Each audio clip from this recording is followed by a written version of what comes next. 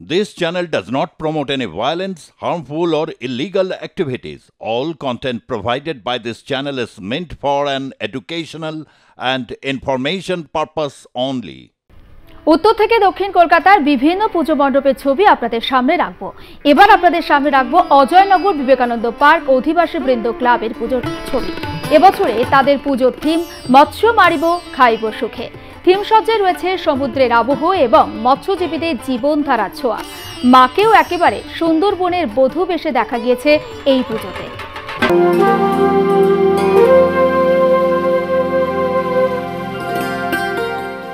দুর্গাপুজোর আনন্দে মেতে উঠেছে বাঙালি। মাকে স্বাগত জানাতেই প্রস্তুত বঙ্গবাসী। বিভিন্ন মণ্ডপ সেজে উঠেছে। আমরা চলে এসেছি অজয়নগর বিবেকানন্দ পার্ক অধিবাসী বৃন্দের পুজো মণ্ডপে। এবার রজত জয়ন্তী। প্রতি বছর সাবেকিয়ানার সাজেই মণ্ডপ সেজে উঠত, কিন্তু এবার থিমের সাজুজ্যে সেজে উঠেছে এই মণ্ডপ। মণ্ডপে এলেই লক্ষ্য করা যাবে মৎস্যজীবীদের জীবন কাহিনী।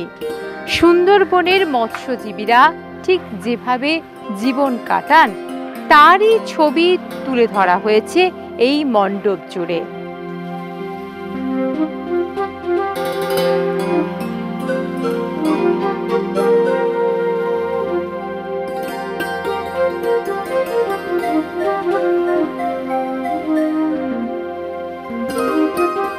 আমাদের থিমের নাম মৎস্য মারিব খাইব সুখে।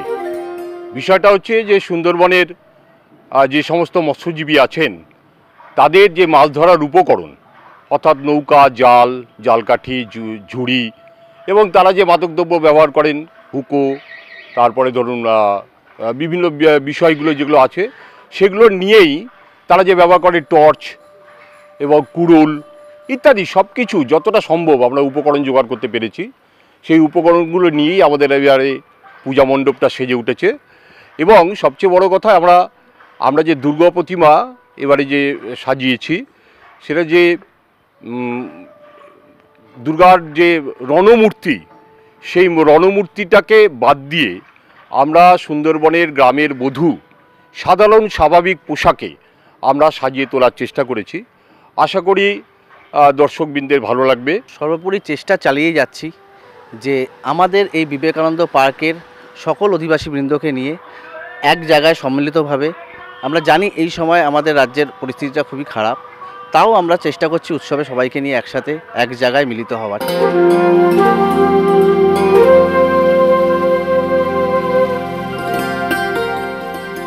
সুন্দরবনের মৎস্যজীবীরা মাছ ধরতে যাবার সময় যে সমস্ত জিনিসগুলো ব্যবহার করেন সেই সবই তুলে ধরা হয়েছে এই মণ্ডপের মধ্যে। মণ্ডপে এলেই সেই সমস্ত জিনিস দেখতে পাবেন দর্শনার্থীরা। মণ্ডপে ঢুকলেই যেমন জাল, নৌকা সমস্ত কিছুই কিন্তু দেখতে পাবেন। অর্থাৎ এই মৎস্যজীবীদের জীবন কাহিনীর একটা চিত্র কিন্তু ফুটিয়ে তোলা হয়েছে বিভিন্নভাবে। পাশাপাশি আলোকসজ্জাতেও অন্যতম প্রকাশ লক্ষ্য করা যাচ্ছে। এখানে এলেই ঠিক সমুদ্রের যে একটা বাতাবরণ, যে একটা আবহাওয়া, সেই আবহাওয়া কিন্তু তুলে ধরা হয়েছে এখানে।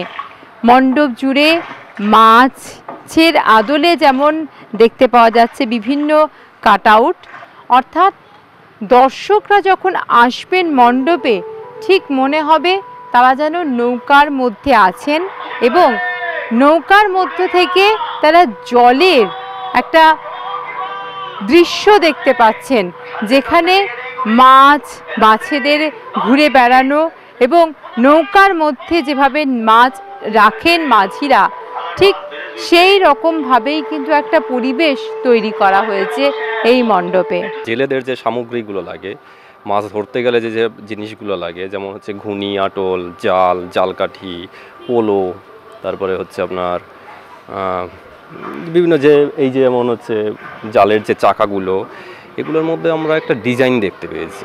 প্রত্যেকটা জিনিসের মধ্যেই তো একটা আর্ট ফর্ম লুকিয়ে থাকে, সেটা এটার মধ্যে আমরা খুঁজে পেয়েছি। আমি রাজনারায়ণ হালদার আর আমার একজন সিনিয়র দাদা অনুপম বর্মন দুজনে মিলেই প্যান্ডেলটা করেছি। তো আমরা এটা দুজনের মতো করে স্টাডি করে দেখেছি। তো দুজনের ভাবনা বলার পরে দুজনে মিলে কাজটা করেছি। তো এটার মধ্যে দেখিয়েছি যে এর মধ্যে একটা করে ডিজাইন আছে, প্রত্যেকটা জিনিসের মধ্যেই একটা করে ডিজাইন আছে। এর মধ্যে যেমন সিমেট্রিক ডিজাইন আছে, তারপরে যে জাল কাঠিগুলো, জালের যে ফাঁসগুলো, সেগুলো সবগুলো নিয়েই মনে হয়েছে যে একটা প্রজেক্ট বা একটা কম্পোজিশন করা যেতে পারে। বিবেকানন্দ পার্ক অধিবাসীবৃন্দ hip hip hurray, Vivekananda park অধিবাসীবৃন্দ হিপ হিপ হুররে। শুধুমাত্র যে মণ্ডপ সেজে উঠেছে তা নয়, মণ্ডপের সঙ্গেই সাজুজ্য রেখে গড়ে উঠেছে মাতৃ প্রতিমা। মায়ের রূপও এখানে ঠিক সুন্দরবনের বধূদের যেমন বা মাদের যেমন রূপ দেখা যায়, ঠিক তেমন ভাবেই কিন্তু সাজিয়ে তোলা হয়েছে। এই রজত জয়ন্তী বর্ষে মানুষের মন কাড়বে এই মণ্ডপ, এমনটাই কিন্তু আশাবাদী পুজোর তক্তারা। ক্যামেরায় বিনয় মণ্ডলের সঙ্গে নাজের রহমানের রিপোর্ট, আর প্লাস নিউজ, অজয়নগর।